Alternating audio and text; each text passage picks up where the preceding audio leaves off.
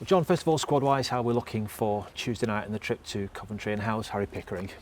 Yeah, Harry is feeling a bit better, I think. Obviously, to get 45 minutes out of him on Saturday was a marvellous achievement for him. You know, obviously he never trained for a couple of days, and Saturday morning he said he'd be available and fit, and to get 45 minutes out of him just shows the kind of character and the lad he is. You know, he's not the first player this season to go through illness and play, so you know, we've got a cracking group of players here who are willing to do anything for the team. That must be really nice for you to see and to have a group who are so committed and will go to whatever lengths they can do.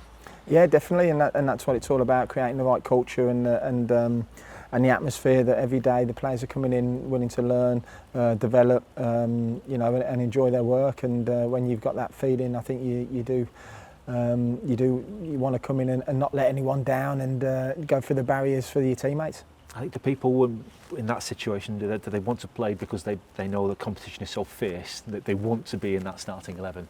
No, I don't think they're selfish like that. I think they come in because they know they can do a job as well. You know, I think Harry turning up wouldn't just play just because he doesn't want to lose his place. He knows he can still be very competitive, and that first half performance for him was very, very good. He had no energy left after that, so it was right to change, and you know, Hedgie going in there did well. Did everyone else come through the game at the weekend okay? Yeah, everyone else was fine, yeah.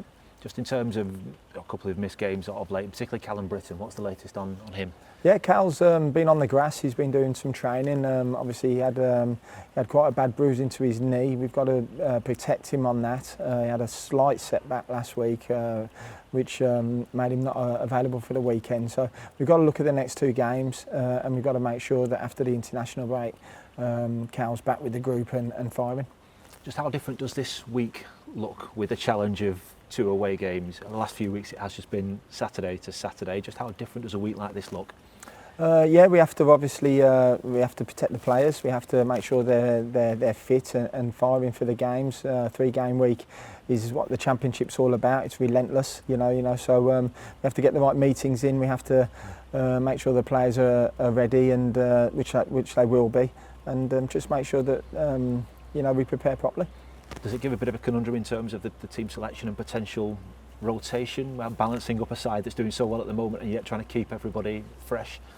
Yeah, that's it. Obviously, we've got fantastic staff here, really good sports science department, and you know, we've got to protect the players who still catching up on fitness and whatnot. So it's important we don't lose them from overusing them.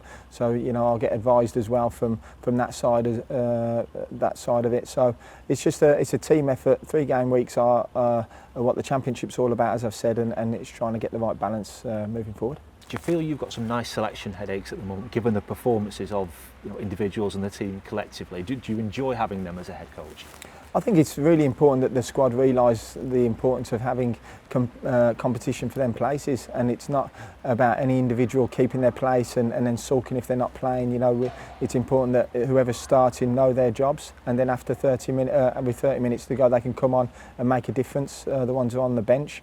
So again, you know, it's about the squad and knowing their roles and responsibilities for that particular game. So it's not about being too disappointed if you're not playing, but being excited to come on and make a difference when you are asked to. Give us an idea about the level of confidence at the moment. When you start the season in the manner that we've done, how high is that?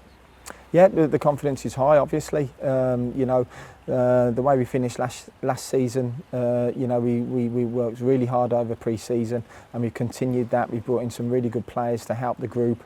The togetherness is there, as you can see, and you know, winning games breeds confidence. Good performances breeds confidence. You know, not playing so well but still staying in games and picking points up breeds confidence. So you know, at the moment we're in a good place, and hopefully that can continue. We're in a good position in the league table as well. We're very early doors though. How much do you read into the table as it sits at the moment? Yeah, 7 games in, you know, we mustn't read too much into the league table, but we must be also very proud of our efforts for them first 7 games, which we are. And we know we don't want to let anyone down and let ourselves down. So it's all about being competitive in every game we play. That's all I've asked for.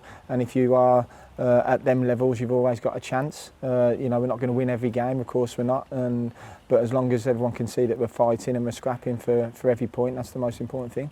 Does not reading too much into the table sort of work the other way as well? You see where Coventry are at the moment, how they've started the campaign. Doesn't necessarily follow this in any kind of easier game because of where they sit at the moment? No, of course not. You know, Coventry are an excellent team. We've got a fantastic manager, recruited very, very well, spent a lot of money over the last couple of seasons as well. So, you know, they've got they'll come good eventually for sure, because they've proven over the years they'll do that. So we know it's going to be a really difficult game.